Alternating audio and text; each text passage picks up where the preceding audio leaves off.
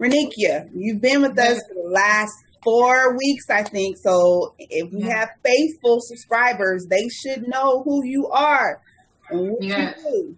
But for those who may be new and may not know, tell them a little bit about yourself.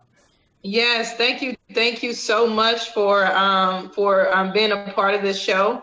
I look forward to it every Thursday. And my name is Reunekiea Williams. I have been fortunate to learn real estate and the finance arena over the last 14 years.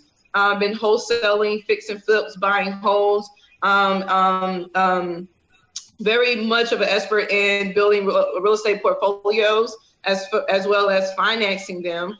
I have a host of degrees and licenses to support the knowledge as well. So just looking forward to share my knowledge and my expertise to individuals who are looking to get into real estate or take their real estate business to the next level.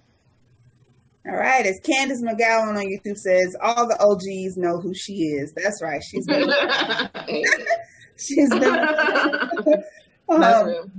enough to know. So I appreciate that. So we're just going to go ahead and jump right into this. The questions, just answer at will. Jade Warren on YouTube asks, what is the name of the contract I need for the seller and the name of the contract I need for the buyer and I? Okay.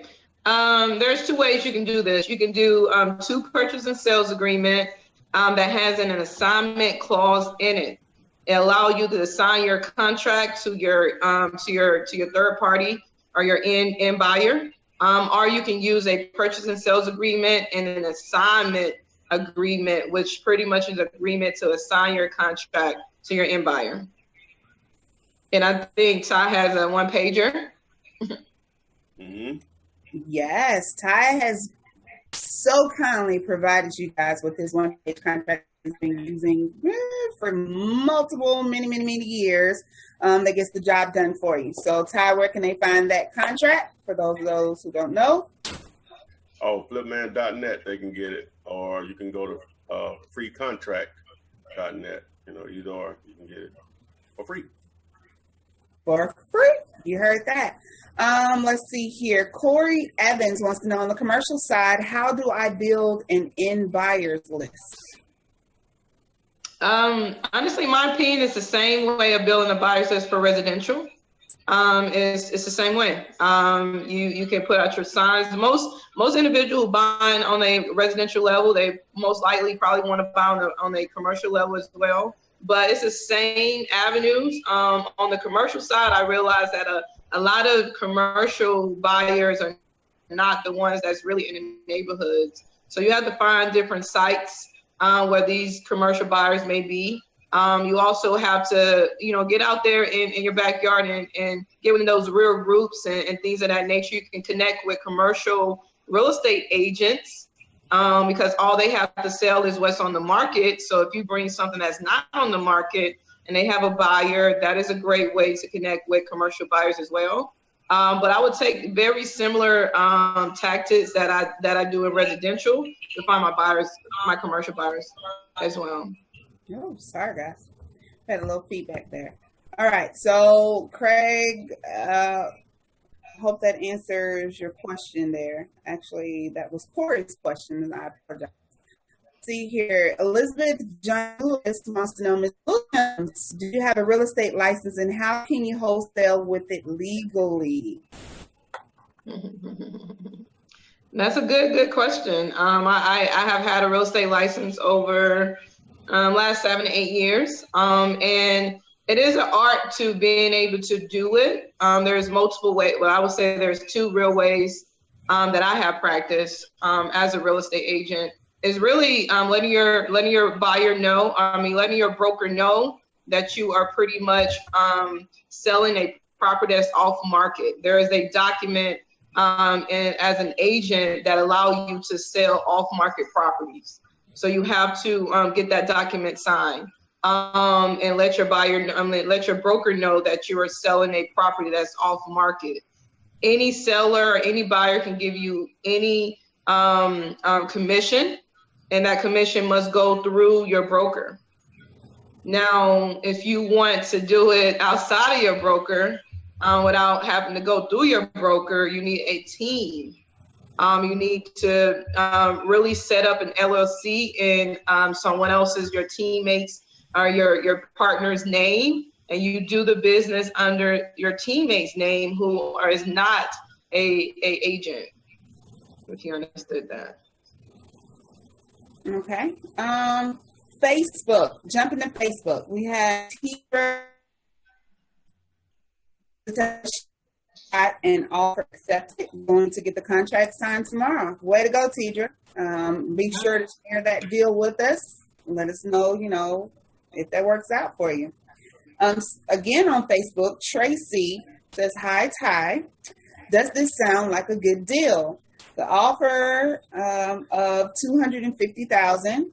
The ARV is 450 to 500K, and the repairs of 50. So you're looking at 300 at about a 475 ARV. Is that a good deal?" Yes. Yes, it is. So that means that she said she purchased it for 250. Right. The offer is for 250, and she needs 50 into it.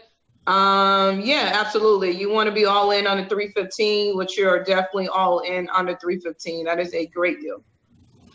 All right, Tracy, you as well. Make sure you let us know how that turns out for you. Get it under contract and get you a check. On Instagram, Chris J, when organizing direct mail mailings, is there a CRM management software you recommend? That's a good question. I'll let Ty answer that as well, but I like Constant Contact and MailChimp. Okay. As to CRM that I use. I'm not for sure Ty used something different. I've actually used both of those.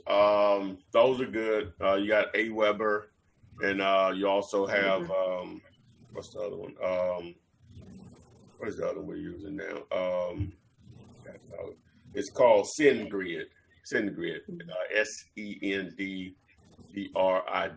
So, but any of those will work as far as managing that, if I understand your question correctly. Okay. Black Princess on. My cousin has access to REOs in Charlotte and on New York. How can we make this work? So how do you make it work when you have somebody that's out of state trying to help you out? So it's really having a team. You can really make this work anywhere that you have a team. So she's saying that she's in one state and the REO list is in another state. Correct. Okay. So it's really, you got to build a buyers and sellers contact in the Dallas area, whatever the area of the REOs. Is really having a full team in those areas. Having someone, if you have access to the inventory, that means you got to bring the buyer to the table. So you want to go and build a buyer's list in that area. And once you build a buyer's list, you can connect with your cousin realtor who can help you run the numbers and help you manage the leads that you have in that area. So yeah, so you probably just want to connect the buyer with the inventory. So you need to focus on building a buyer's list in that area. Okay. Joe the Investor, Ty, wants to know, have you started voicemail marketing? And if so, how is the return rate going? Not enough. I haven't. I was just thinking about that since we've been doing it. I forgot to send out a voicemail over the last couple of days. So, you have two options there. You have the voicemail broadcast where they just drop it right into your smartphone voicemail box. And then you'll have the voice broadcast. I'm sure we've all gotten it. Hi, you want to cruise to San Diego? Which I don't think you take a cruise to San Diego, but you get the point. But yeah, so I haven't done it enough to say what it is or what it isn't. Now I do have an actual property under contract right now that I think I may have overpriced as far as my contract, but it came from that. So I haven't been consistent enough with it to even give you a true opinion on it. But I'm definitely going to be using it because it's so inexpensive. Now you'll get some crazy responses back from people. I had a guy said, if we call him again, he has a 45 and he will track whoever's sending this broadcast and blow their shut your mouth head off. So be prepared. You need to be a little thick skinned because you're going to get some crazy responses back. Not that they're going to call you back if you set it up correctly, but they'll have an option to leave you an actual message. So, but it's a inexpensive, but can be a very powerful way of reaching out to actual potential sellers, you know, if you have the right list.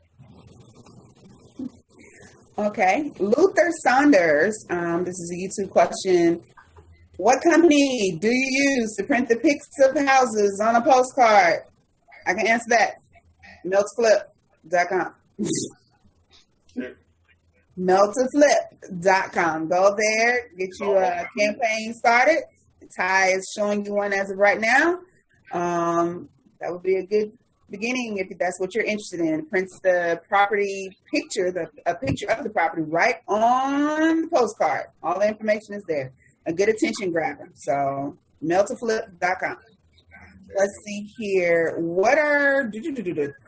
wants to know, what are your thoughts on commercial acquisitions through syndication?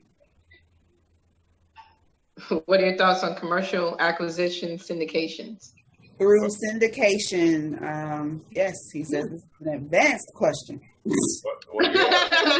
That's also a good question. Honestly, the same effort of wholesaling or syndicating a residential deal is the same effort or similar efforts in putting together a commercial syndication deal. You can wholesale commercial properties as well. The key to commercial properties, a lot of times they like to see 50,000, 100,000 earnings money and things of that nature. But if you syndicate the deal accurately, you could be able to get a commercial end buyer to come in to put up that earnest money, and you're able to flip it out and make $1 million or $2 million because you wholesaling the deal. So I know a particular guy that does this a lot here in Atlanta. He wholesale multifamily, and he never put up any earnest money, and you always get the end buyer to put the earnest money. So if you have a commercial buyers list and you have commercial inventory, it's the same thing. The only difference is that you would need a master fee agreement that each party would sign off on your fee. If you do the percentage way, say for instance, you just give them the price. They want 10 million. You give the end buyer 10 million. You want to put together a master fee agreement for your percentage.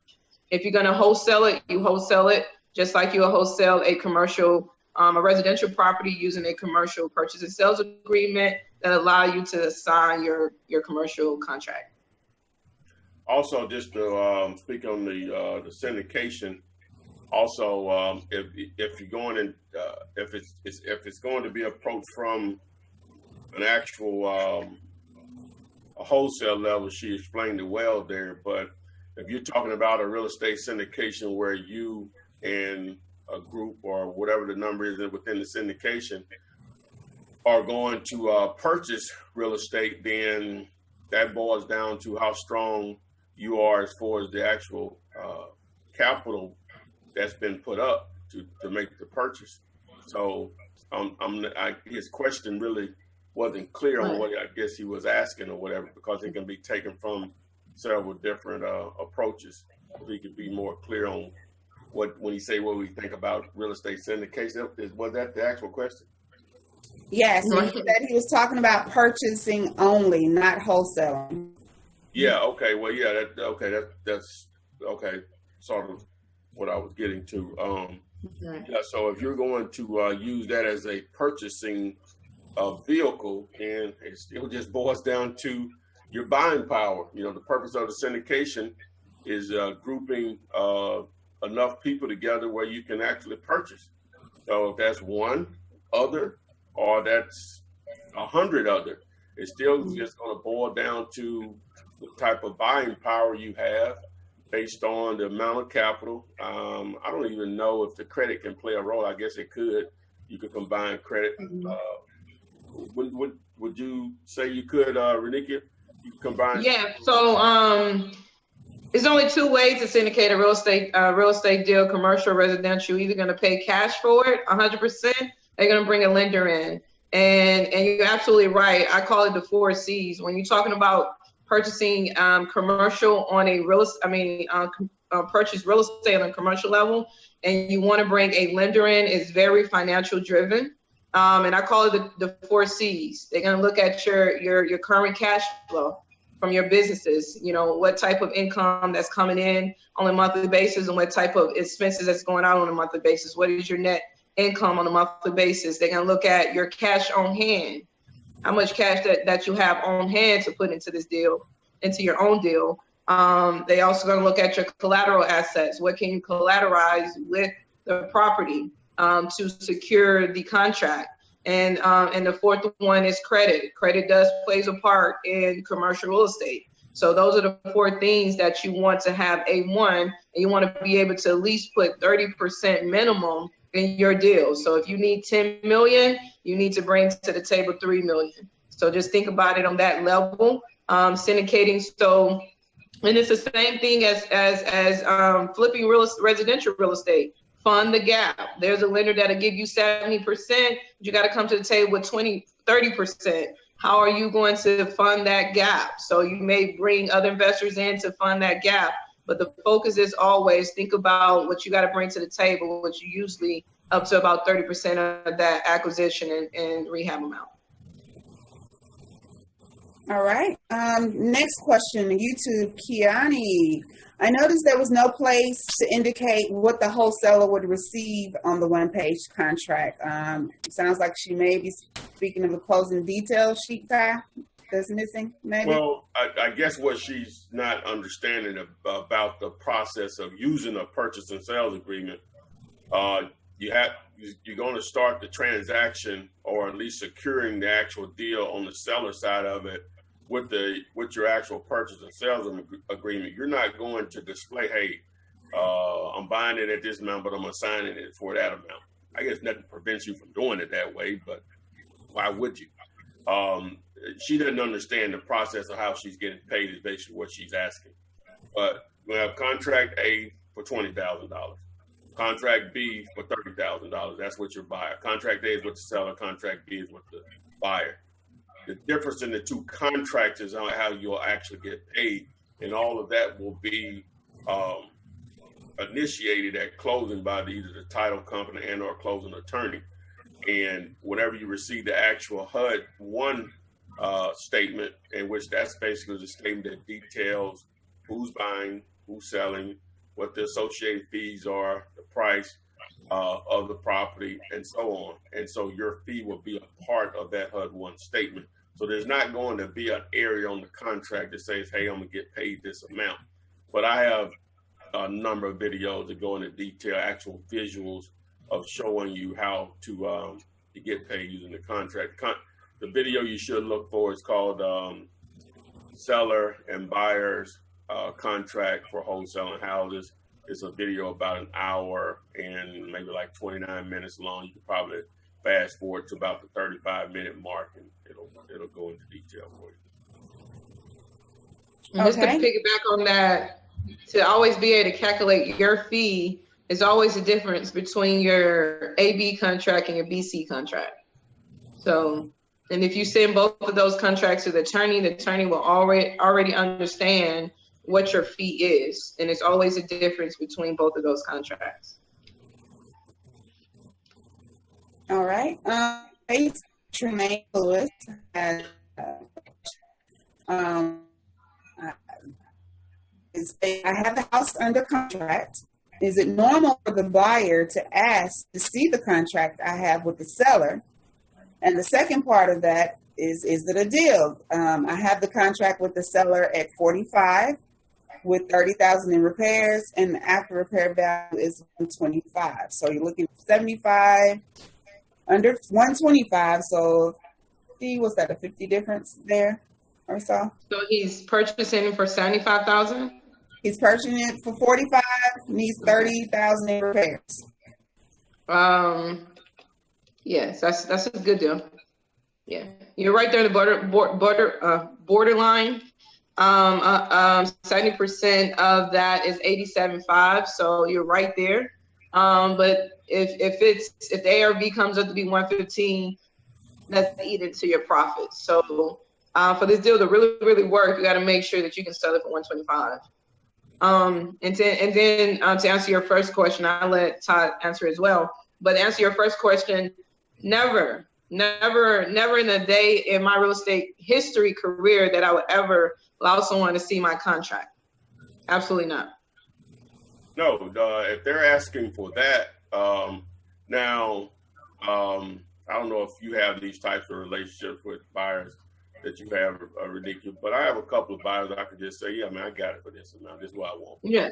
You know what I'm saying? But that's different. But if somebody you never done business with before, you actually haven't gotten paid for, you'll know.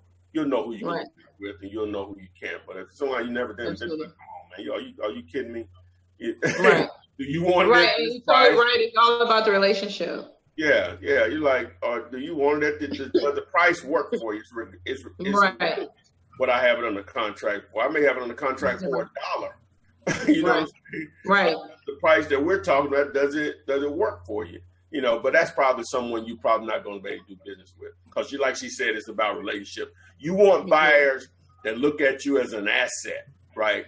That they need you, you know, and most of them will look at it like that. They don't even want you to show it to anyone else. That's the attitude they should have. Not, hey, what do you have it on the contract for? So that's probably somebody you're not going to probably do business with anyway. And plus, and people like to do things like that to pick your pockets. And when they see that you have a nice spread, they can come back and try to, you know, go decrease that price and things of that nature. So no, it's all about the relationship. And you're totally right. There's some people, I'll tell you, I got it for this right here. But those are the people that understand that he's not trying to pick my pockets. They understand the game. So be very careful when you tell people your AV contract amount, because people will try to pick your pockets. Oh, yeah.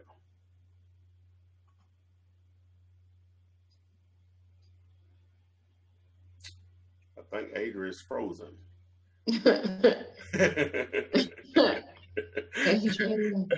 I'll find the YouTube here. One of the questions here. Let me see. Okay. I think she's having internet problems. She keeps going in and out. Oh no. I think I might have an issue too. So guys, yeah, so definitely when only, and one of the things for sure to show people what you're making, if you use an assignment contract. That's one contract I don't really care to use because my purchase and sales agreement gives me the right to assign my contract. But when you use the assignment agreement, which could be an agreement for your end buyer, it basically say, hey, I'm selling you this property and I'm gonna make $10,000 or $20,000 off of you, sign here. And a lot of times people, it just, you know, it startled people because people don't want you to make that much money off them or using their money. So one of the ways I really honestly somewhat really disguise the amount of money that I'm making. Because like Todd said, it's all about, if I give you a deal at $80,000 and you think it's a great deal at that price, who cares what I'm making? So I like to use 2 purchase and sales agreement instead of an assignment agreement, just so I don't have to have any extra conversations. You know, it is what it is that I'm making, and I'm bringing you a great deal at the end of the day. Yeah, I think what confuses them is they see more than me out there, obviously. And a lot of people say, hey, I just presented my assignment contract, which that works. It works. We're not saying it doesn't work. But that's not how I do it. I mean, she and I do it the same way in that sense. We don't, it's irrelevant how much I'm making. You know what I'm saying? I don't even want that to cloud your judgment as far as our deal on how much I'm potentially making on it. Right. So we're just going to negotiate a price. So that's why you use contract A with the seller and you advertise the property. You may, like I said, when you have it on the contract with $50,000, you don't advertise it saying, hey, I got a property of $50,000. Here's my assignment fee, $12,000. Right. No, just say, hey, I have a property on the contract for $50,000. I'm advertising it at $65,000. You know what I'm saying? And then you negotiate from there. It's up to you at that point where, hey, you may have wanted to make 15, but somebody said, hey, I can do 59 on it. I can close by Friday, and the day is Wednesday. Tuesday or whatever. So you have to make that decision. Me, I'm probably, if they're going to close that fast, I'm probably going to roll with the 9 or whatever. Just to roll with the 9. And especially if it's somebody new and they can close that fast. The way I look at it, you just paid me $9,000 to be added to my buyers list. You know what I'm saying? So and you shown me you are a player, at least on that deal, that you can close fast. So who knows how much money I'll make from them over time or whatever. So that's how I look at it. So let me find another question while we're trying to wait on Ada to come back. If you want to elaborate, go ahead. Yeah. So it's totally up to you. Like I said, I like to use 2 purchase agreements that allow me to sign my contract.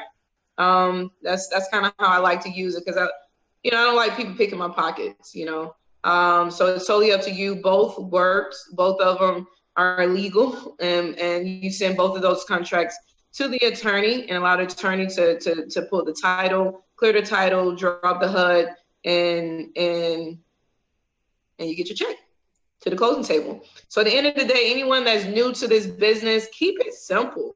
Wholesaling is like anything. Wholesaling is you wholesale, cars. I mean, it's the same concept.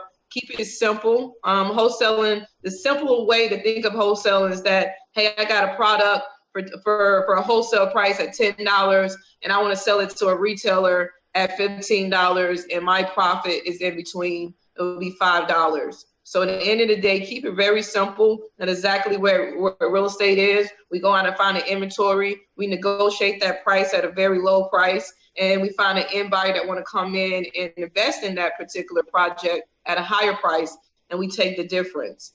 So keep it very simple. Keep it very simple. Okay, I think we should have Adria back, but while she's springing back on here, we have Tony. He says, I lost 2 deals because of the for the proof of funds statement. I was told I needed a verified statement that I could buy under the company. Any suggestions? I think he's referring to the proof of funds statement that I recommend to him. I'm assuming that's what he's referring to. If they wouldn't accept the proof of funds, because they're going to come in a lot of different forms, there's really nothing you can do about it. It sounds like you're submitting offers through the same realtor or whatever, and they're making that decision or whoever, if it's a lender or whatever. So that's one of the other things. Now, if you're dealing with a lender when you're making an offer, it's going to be a little different. It just depends on who's viewing it or whatever. So proof of funds is you're going to deal in that arena. Again, you're at the mercy of who's saying, or the proof of funds is what they need or not. The other thing is, I guess, if you had a relationship with a hard money lender, that may give you an opportunity to provide proof of funds. So again, I hope I answered your question, Tony. You want to add to that, Reunekiea? Yeah, I add to that. There's 2 types of buyers in this wholesaling industry. There's the buyers that comes with the realtor, and it's so protocol for them to ask for proof of funds. It's just protocol. So you want to get with there are a lot of, I will Google this. There are a few websites out there that will give you this, just spit you out a proof of funds statement. Don't allow that to stop you or hold you back from getting your deal. So like I said, the ones that comes with a realtor, the protocol of a real estate agent is to always think of proof of funds. So I can tell by your question that you're dealing with a real estate agent. But there's another side of the game is off market properties. These are properties that comes directly from the homeowner. Most homeowners don't understand that terminology. Most homeowners don't understand the protocol of being able to buy, sell, or sell the property. So most likely they would never ask for a proof of funds statement. You give them earnest money, you put it on the contract, and they're good to go. So I would definitely recommend for you to diversify your pool of inventory and try to go out there and find properties that are not on MLS as well, and to get around maybe needing that proof of fund statement. Yeah, that's to back up what you're saying. See what people want, and you can wholesale MLS. It's possible, but you have to understand once you target those type of properties, and the reason people do that is because it's low hanging fruit, right? Yes. Or it appears to be low hanging fruit, right? But again, you can do them, but understand it's more difficult. You have the realtor that have their personal and financial interest involved. And if you're dealing with an REO property and or even if it's just a regular seller or whatever that the realtor is representing, then you have that decision making. But definitely if you're dealing with a bank, you never know who's getting that and making a decision on that. They may just be having a bad day. You know what I'm saying? And right. You're going to approve that proof of funds, something going on at home or whatever. So understand that's a crapshoot that you're dealing with.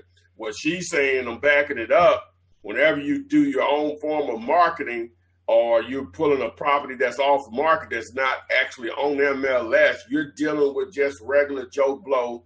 He knows nothing or cares nothing about proof of funds because motivated sellers don't talk that way. Right. You're going to solve their problem. They're not going to ask you for a proof of funds in most cases. Not that you're taking advantage of them, they just don't care. You know what I'm saying? They just don't care. They don't want large earnest money deposits in most cases. They don't care. They just want you to close fast, period. That's the only thing that matters to them. And, to solve their problem, whatever it is with that particular property. So. All right, guys, I'm back. I got just gone for a minute. Ty, you did great. I heard everything you did. Yay! Okay, so I think I heard the questions that you did, but I'm gonna skip to Instagram. Ty, can you get a wholesale deal through a short sale? You can go with that. He asked me though. I'll let you say. Yeah, it's sort of similar to what I was just saying. It can be done.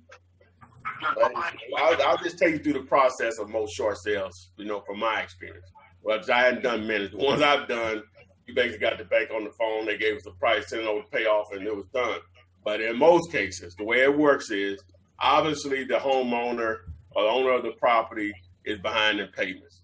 So depending on the lender, they have a process that they will require from the property owner that has the loan on the property with them, and information that needs to be collected. I guess it's called a short sale packet. That's going to differ from lender to lender.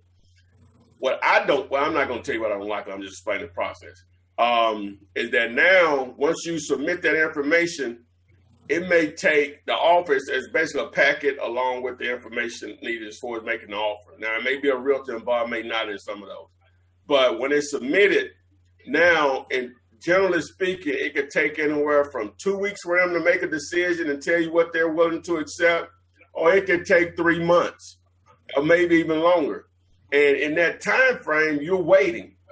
And hopefully they're going to come back with a number that works for you. So, yeah, okay, so now that part, so assuming that it comes back with a number that works for you, now you're going to have a buyer ready to go on something like this because it's going to be time sensitive. And they're not going to allow you to do an assignment of contract. And whenever the buyer that you have ready to go, either you're going to have transactional funding in place, or you're going to have a very cool buyer to get paid because the lender is not going to allow you to do the stuff we normally do when it's just a regular seller. So, so understand that when you're dealing with a short sale, all those different layers that you have. I'm not discouraged. I hope I don't sound like I'm discouraged you from doing it. I'm just letting you know what the real is. It sounds like, I ain't hating on nobody out there. They can make it sound like it's la la land and it's so easy to give someone to do a short sale with you or whatever. So, but you could obviously put your comments on it too, Reunekiea. No, that's 100% accurate. 100% of what I would have said as well. I mean, it's doable, but it's a lot of layers on trying to wholesale a short sale. And the only way you're going to do it, because as a realtor, I've been on the side of the banks and the short sale, and he's absolutely right. The bank have to prove the HUD, and they will never approve a HUD with a assignment fee on it. So in order for you to ever be able to do this, you would have to double close it. You would have to do a transactional funding type of deal where you actually close it, and then you close it with your end buyer. Or because I don't even think you can do it where you close the deal with the end buyer's fund. You would have to close it with your own money for a hard money lender not a hard money lender, but for a short sale foreclosure lender to approve it. You'll have to close with your own money. So keep that in mind. But there is something called transactional funding, where a lender will give you the money for 24 hours and you pay them back plus a fee. And you can use that to close a short sale deal, a wholesale short sale. All right. David Thompson, YouTube, has a question. Is a seller's fees as an HOA stop letter different from the closing costs that's associated with the closing? The title company he's dealing with says it's two different fees and it is not a closing cost. Is that the case? I didn't hear the first part of the question. Is a seller's fee, such as an HOA estoppel letter, different from the closing costs that's associated with the actual closing? That the title company says it's two different fees and that is not a closing cost. Absolutely. That's absolutely correct. Your closing cost is pretty much your attorney fees, title, attorney fees, and anything associated with pulling title, your insurance, and your attorney fees are your closing costs. And then you have your taxes, prorated taxes, prorated insurance. If there are any, from an HOA, I'm assuming that you're buying a townhome or a condo. And with that being said, there's something called a HOA payoff letter. And that basically states the HOA would give you a letter stating that the seller HOA dues are up to date, or if they're not, this is what's due. And the seller have to really pay that off. You shouldn't be entitled to have to pay someone else's, the seller HOA dues. In order for them to sell it to you, it needs to be a clear title. Part of clearing that title is paying off your HOA dues. So that should be a fee to the seller. Okay. On Facebook, let's see here. Jennifer Hall has a question. She wants to know, how do you feel about the softwares that are out that supposedly generate motivated seller and cash buyer leads in any area? There's a lot of stuff out there. I think it's a hit or miss. You won't know until you try it. I do know some investor who have bought, these lists and they get a deal out of it. So it really boils down to your level of expense level. How much do you have to spend? How much do you have to blow? How much do you have to put into your business and hope that something come out of it? But there are a lot of opportunities out there. To be honest with you, I just think it's a hit and miss when you find these motivated seller cash buyer softwares. But there are some that works. I think. What do you think, Ty? Yeah, it is. Matter of fact, well, the way I would look at it, again, it depends on how much it costs, right? And understand you're not the only one buying that list for whatever market you're targeting.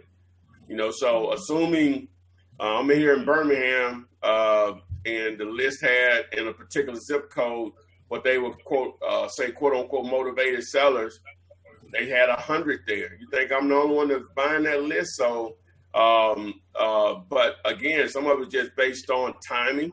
Whereas one person may buy the list this week and call the person, and hey, no, they're not interested in selling at the price that works for them. You call them just in that week's time, something has changed. So the main thing, like she said, is just a hit or miss, but it just also depends on how expensive it is and what you have allocated for that type of marketing or that lead generation.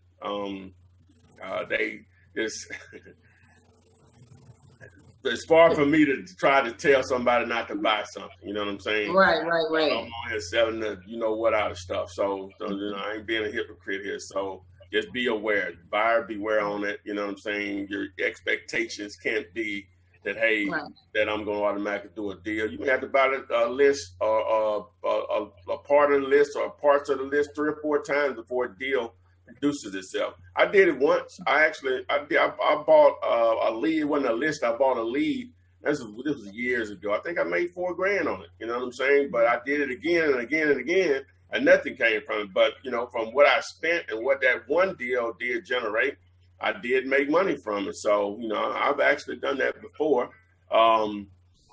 Just understand, guys. Understand.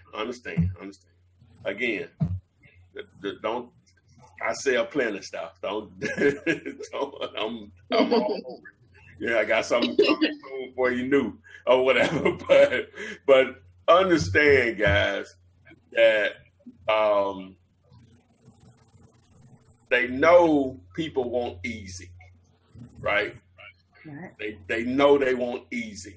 So if I sell you this software, it's going to generate a buyer's list or sellers. Or if I sell you this, it's going to do this or that or whatever. Just always look at it, well, in my opinion, as a tool, just another tool in your belt. Hopefully it's not taking up your entire marketing budget or lead generation budget, but just you could test things. You just never know. And like, she explained it best. Understand that it may be a hit or miss or whatever. So, and anytime you hear a guarantee, you need to run from that. How can someone guarantee? How is that possible? I get people call me and say, well, what can you guarantee? Oh, I can't guarantee you nothing. I can't guarantee you nothing. Absolutely nothing. When I say that, oh, I can't guarantee. How can, so basically what you're asking me is that if you buy my course, right, and you don't do nothing, you're going to make money. You know what I'm saying? Right. I'm just a tool. I'm just like gas that you put into a car, but you still got to drive it. Right. You know what I'm saying? It'll go because I'm the gas, but you still got to drive it or whatever. Right. So that's, get off my soapbox, whatever. So hopefully we answer. Now I want to jump on that soapbox. I mean, because you're totally right. Nothing is guaranteed in life. It's all about, are you willing to take the action? It's all about how hard that you want it. Because one thing we don't have to sell you on is that everyone need a house. And that's what I understand about real estate is that everyone needs a house. I don't have to sell you on that. And if you understand the power behind that everybody needs something, it's just a matter of a numbers game and it's a matter of timing. I was in this business.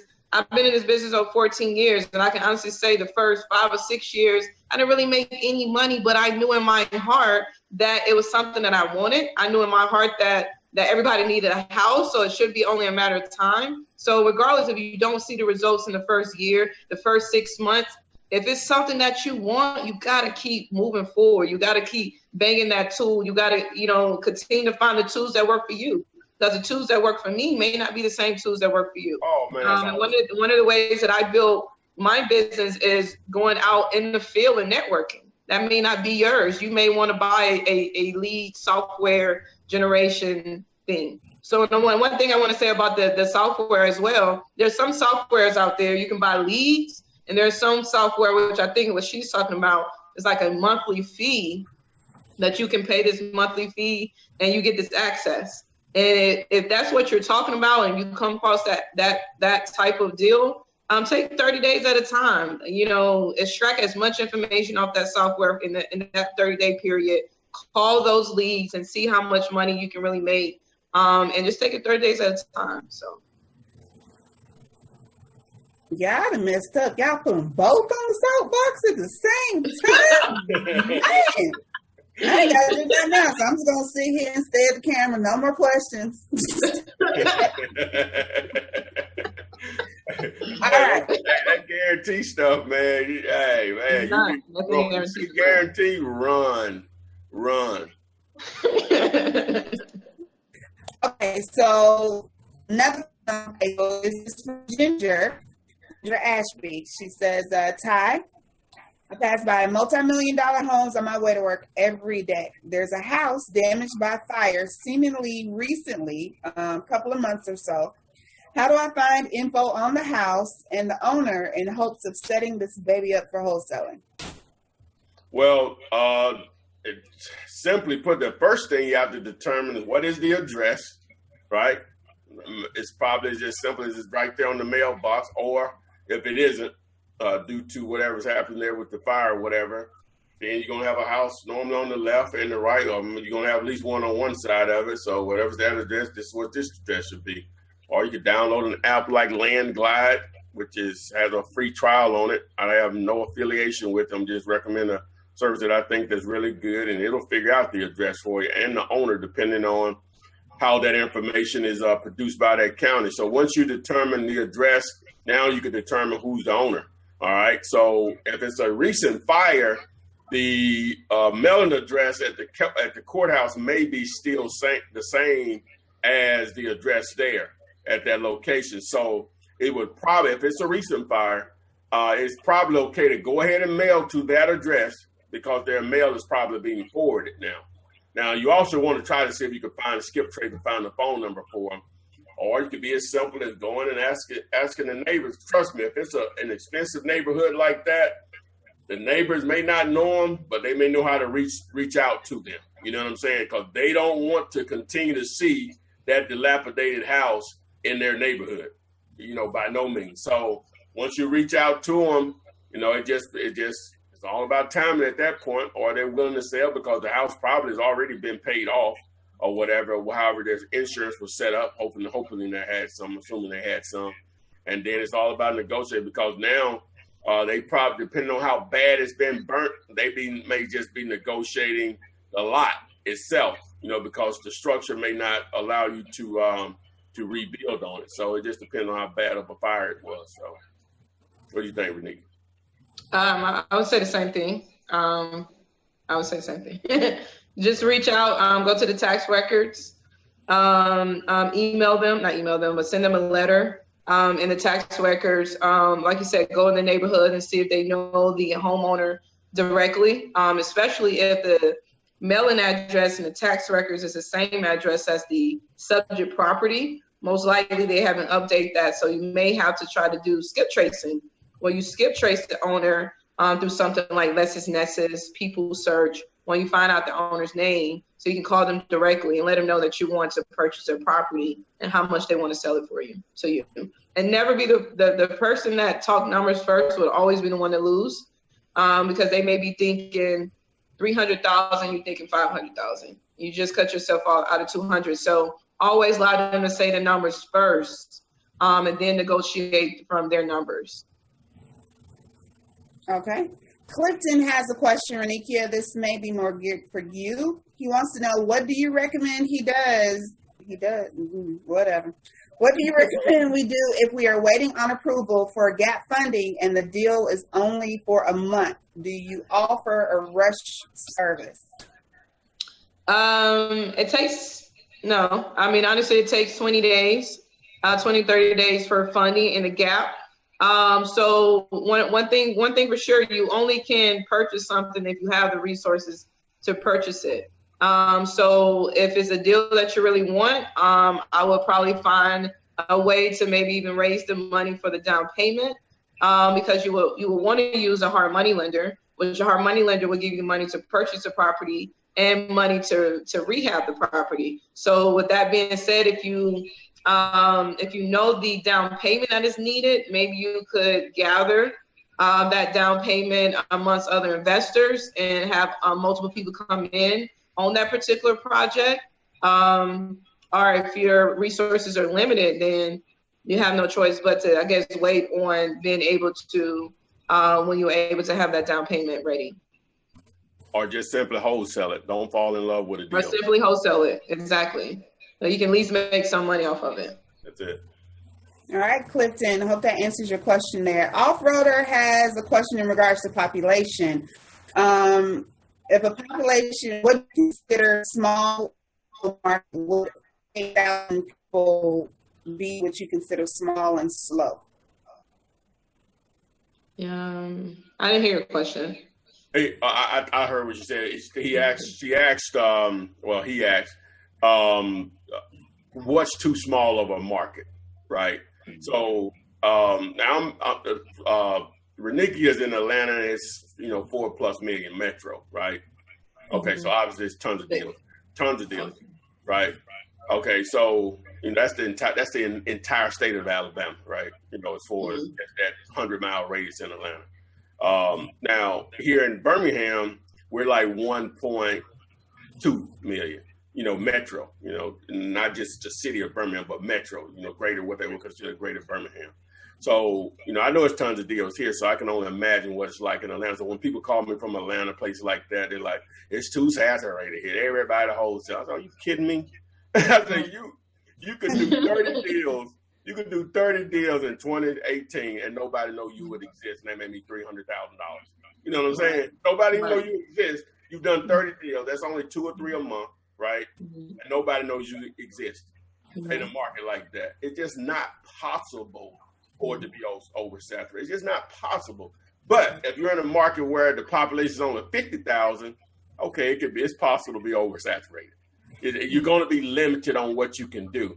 But when you start getting in maybe 150,000, 200,000, it's going to be enough opportunity there that you can make a living at doing this. You know what I'm saying? So, and then now, if it's that small, where you're talking 50,000 or something like that, 50,000 may be still a good, decent market, but I'm just using that as a number. You're going to have to do something different. What's the next largest city to you, right? Driving, then that's the first thing you want to say. If it's within a couple of hours, that's something that you should look into, because you can go over there and spend a couple of days out of the week. That's not too far to drive back and forth if needed. You know what I'm saying? Especially if the money is right, which in this business it is. So, and then obviously you can do some virtual wholesaling, but you're going to have to pick a market where you have someone on the ground that can help you. So, that's my 2 cents on it. Okay. When you're dealing with commercial deals, do you recommend 2 contracts on those as well? Does it work the same? Yeah, same. Corey? Yes. Let's see here. Tony has a property that has 7 more days to sell. And she contacted over 20 buyers. No one wants that area. What else does she do beyond asking the seller to extend it, giving up and taking it as a loss? What else is there? I mean, you can only do what you can do. And if you can't sell it, you can't sell it. Maybe you can go and ask for an extension if you feel confident in finding an end buyer. If not, maybe cancel it before you lose your earnest money and get the right to continue to maybe market the property from the seller without even being under contract. And maybe for another week or 2, you can get the right to continue to market that property, bring a buyer to the table, but never go to the edge where you lose your earnest money.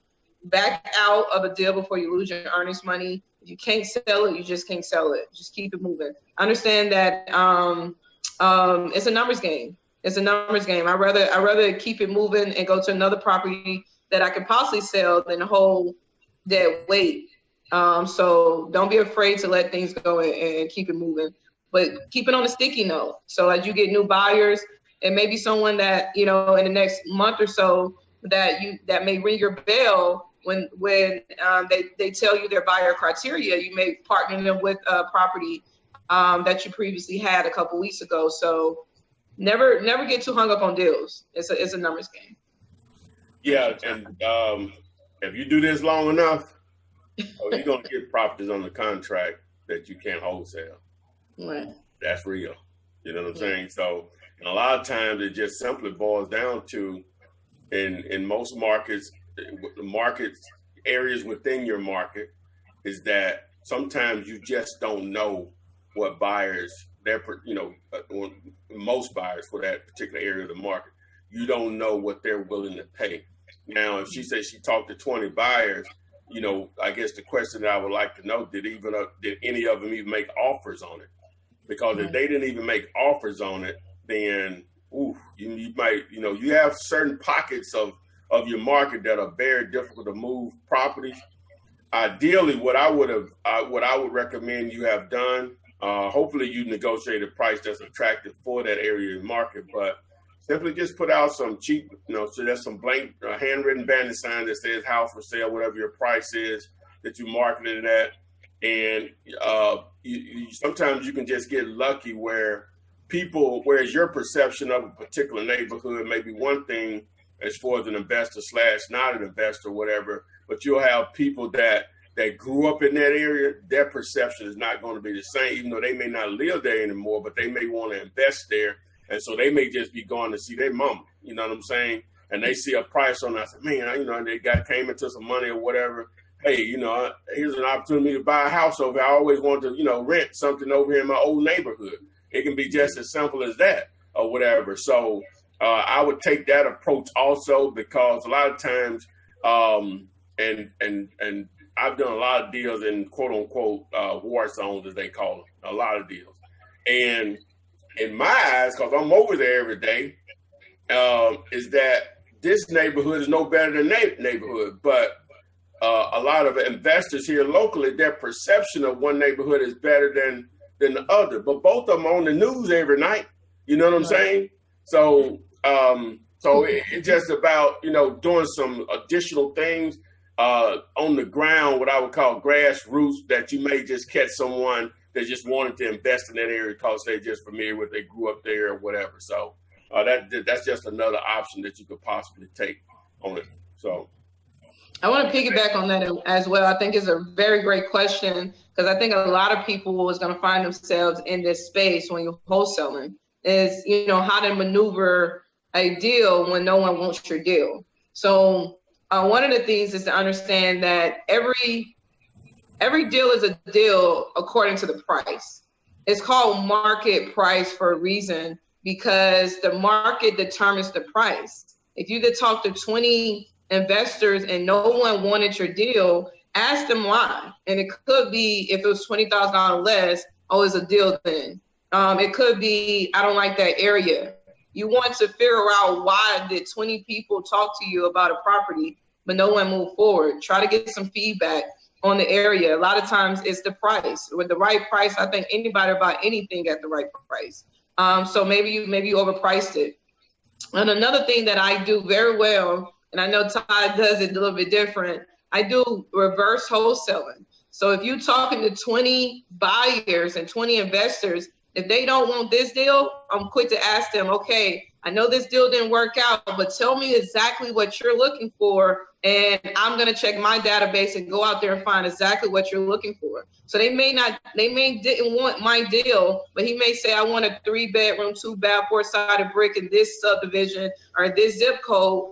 And then you begin to go tailor your marketing according to what your investors are looking for. And I call it reverse wholesaling. And I love it. I love it because I personally rather secure the money, and then I'm gonna go find the inventory, because to me the inventory is easy to find. I mean, houses are all over the place, but the money to me is the hardest thing to find sometimes. So I'd rather secure the money first and then go out and find a deal. So try to do reverse wholesaling. Try to call those 20 investors back and see if you can help them find some better deals for their portfolio. All right. Marie has a question on YouTube. Hopefully this wasn't one of the ones y'all read while I was gone. But she wants to know what to say. Huh? I only read one. You're so slow. What to say to an investor? I know passed the buyer's info to me, and I'm a little hesitant about contacting him because I'm not the person he mailed his info to, and I don't have anything to sell yet. I don't care. Okay, so she has an investor's information that was passed down to her that wasn't necessarily meant for her. She's weary about reaching out. What do you say? I personally just did this probably about 2 weeks ago. It really don't matter. I mean, because to be honest with you, if you're a real investor, you out there. I got a lead a couple weeks ago. This lady investor, this man wanted to put a lady in front of a lady investor to kind of smooth her over. So I called her and I said, hey, her name is Marie. I said, hey, Miss Marie, I am a local real estate investor. I got your information from one of my colleagues, and she said that you was looking for some investment properties. I have a ton of off-market deals, and I just wanted to see what you're looking for and see if you would be willing to look at any of my investment properties that could fit your portfolio. And then from there, she didn't even question how I got a number, because she's an active investor, she's in the area, and she's looking for properties. So it wasn't even a question. It's really all about you being confident on the phone when you give her a call. All right, confidence. Get Gator. Call anyway. Might be your deal coming through. Yo, check. James Jackson asks, can you talk about how to structure rent-to-own deals to where I can get paid out of the deal? Every deal I get under contract, people ask if I can rent to own. I'm clueless as how to structure them. Do you recommend that for somebody just now starting out, first of all? And two, how would he get paid with that? I'll tackle it, and I'll let Todd tackle it as well. Rent to own, from my understanding, is owner financing. Is when an owner is willing to sell your property at owner financing without a mortgage. So basically, owners say, I sell this property for $50,000. You pay me $450 for 5 years over a 30-year amortization. That means it's amortized over 30 years, but it balloons in 5. I got to pay him off in 5 years. So that allows me, if I'm able to put a tenant in this property, and usually it comes with 10%, 20% down payment. So you may have to give him $5,000, $10,000, $15,000 to do the owner financing. But if the key is to get the monthly payment as low as possible. So with this scenario, if it's $450 or $500 and you're able to rent it out at $900, then you have a $400 or $500 cash flow.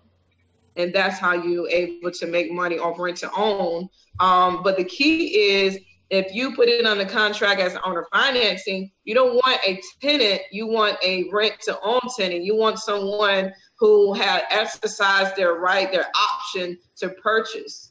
And that person is also going to give you 10%. And put it like this right here.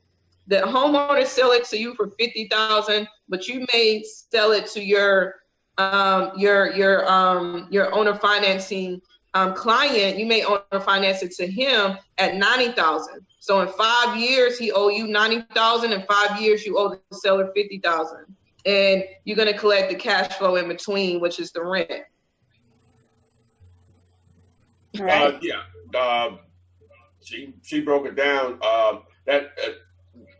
That's the owner financing as far as, I guess, the seller being the bank. One of the other ways people would do that similarly, same way, is just do a lease with an option to buy with the seller. You're still going to lock in a price and a monthly payment. And a lot of times you won't even do a down payment with the seller or whatever, depending on their level of motivation. And then you would put a tenant buyer in there under a lease with an option to buy at a higher price, using the same number she used, $50,000 with the seller, right? And $450 a month, and then at $90,000 and $900 a month with your tenant buyer, and they may give you 10 grand down. So that 10 grand goes in your pocket. Now the 10 grand will come off that 90, so now they only owe 80. And so the goal here is for them to have time to fix their credit where they can cash you out of the deal and you can cash the seller out of the deal. So that's another way of going about it. So both of them work, rent to own, where there's just an actual owner finance mortgage, or you can just do it with a lease with an option to buy, lease purchase. Absolutely. And I'm glad you brought that up. Lease with the option to purchase is definitely the contract to put this deal in place. And what I love about it is the fact that on the tenant side, I steer people away from doing lease purchase because most likely there's a slim picking. So you end up selling for a property 2-3 years from now. You may not even want the property. But on the buyer side, on our side, it's the fact that it's a game. To be honest with you, because most likely a lot of people who put their money down, like 10%, say for instance, it's 10%, they had to put $10,000 down 2 years from now and never do a 5-year lease to purchase. You do a 2-year lease to purchase, maybe with an option to renew it for another 2 years. That means that your end buyer have 2 years to bring you $90,000. That means they have 2 years to work on their credit to be able to cash you out at $90,000. So always keep that in mind, and it becomes a game because most likely people don't get their credit right in a timely fashion. So therefore, you end up even keeping that $10,000, and you have the right to kick them out of the deal and collect you another $10,000. So it is a game, a landlord game with it as well. And don't be lenient with your clients. I mean, if they don't have the money, I'll be willing to kick them out quickly, put another tenant in there, and get another $10,000. It is what it is. Either red or not. Hey, this is the first time we bought the Gator. Reunekiea gets the Gator Award of the day. Did she say? I'm gonna give you both sides of that. I'm gonna give you both sides of that. I don't mind kicking them out. Wow. Yes. You get the Gator Award of the day. Real business. This is not, I understand we want to love everybody, but this is business. Oh yeah, man. Hey, that's why it's hard to be in that rental business. You can't be soft-hearted like I am. Mm-hmm. You need to put a management team in place to be in between you and the person. Yeah, absolutely. Play on your emotions, you know what I'm saying? Little chick showing up half naked, talking about I ain't got today. You know what I'm saying? And you said, baby, it's okay, give me next month. I don't want to, because my heart's too big for this. I don't want to see my tenants. I don't want to get to know my tenants. Put somebody in place because it's business. Yeah, and on that note, I think I was just playing. No, it's real. Trust me. I had a landlord that say that a tenant called and wanted to put something else on that. It happens. Hey,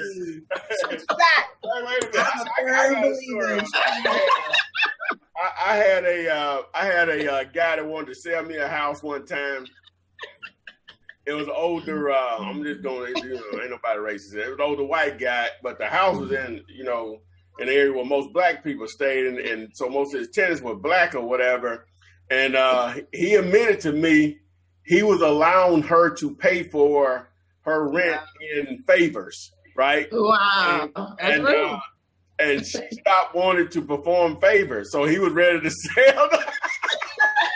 See, because it's real out here. It's real. She started squatting. She stopped paying. Well, she wasn't already paying well money wise. She wasn't paying for it, and he wanted to just sell the house and just let somebody else deal with it or whatever. But I was like, he didn't want to sell it cheap enough. He wanted to sell it, but we didn't do a deal. But it just was an interesting story because he shared all that information with me. His old self. Man, well, I think we all had that story because Ty, I think you recall the guy that said he would deed the house over to me if I did. Yeah, man, Adrian. Yeah, a guy. Ladies, be strong. Oh, this man was. I'm talking about. He got to be dead now. I hate to put him in the grave, but that was some years ago. This man was in his 80s, and didn't he have a dog over there or something with us? Yes, I love dogs. And so I had to go to another appointment to go see another house, and so they drove different cars, and so I left. What can this dude do? You know what I'm saying? He could barely walk. So when I left, she called me screaming and saying, "Why did you leave me there?" I'm like, "What? So you can tell the rest, ain't you? Yeah, basically, I was given a proposition. Oh, really? Yeah, he told me he was gonna outlive that. I was gonna outlive him, guaranteed. And if things just weren't working right at the house, and if I would just be his sugar booger, he would deed the property over to me. It's real. Matched. And I was like, nah, wow. Hey, he told her he would give her the house and buy her a car. Right? Yes. Wow. And so my response was, what's the problem? Yeah, how you live, get it? You gotta be. This is a man's world. We are. I don't know how many women on this call. It is a man's world, and you're gonna get a lot of that. But if we understand the carrot in front of the donkey, keep your carrot. Yeah, you're right. Yeah. You're right. Knowing what I know now. What he told you not to bring that fella back with you the next time you come? I brought you back. Oh, wow. He said, don't bring you back. If I can come back. Keep a man with you, ladies. Keep a man with you. Yes. Spicy something. Anyway, guys, we most definitely appreciate you guys being here. We started off kind of slow. We did pick up the pace. It is fun and games. You're gonna come up with some stories, guys. Whether you're getting cussed out or whether your signs getting taken down, whether be safe. You're gonna get some stories. It's gonna be fun, but at the end of the day, it's the opportunity to make some money, get you a check, secure the bag. We're here every Thursday. No reason for you not to get this free information that's available to you. You can reach Miss Reunekiea at fundmynextdeal.com. We have the mail to flip.com campaign if you're interested in direct mailing. Ty has his one-page contract available, flipman.net. I mean, you have resources everywhere. Ty's most definitely probably going to bring you something else next week that's going to help you on your wholesaling journey. Watch those videos, guys. If you just joined us, you can most definitely watch this video again. It will be available shortly after we finish. We were live on Facebook, YouTube, and Instagram. Ty, you got any closing sentiments for our people? While I'm thinking about it, Reunekiea, go ahead and give out your that email address that you gave out last week, if you don't mind. Yes. So for anyone that want to meet, reach me directly. My email address is funding, FUNDING at FKFinancials with the S.com. That's funding, FUNDING at F as in Frank, K as in Kite, financials with the S.com. Okay, yeah. K'Adrian basically covered everything for me. Anything else you wanted to add, Reunekiea, before we get out of here? No, I'm just thankful to be here, and I'll see you on next Thursday.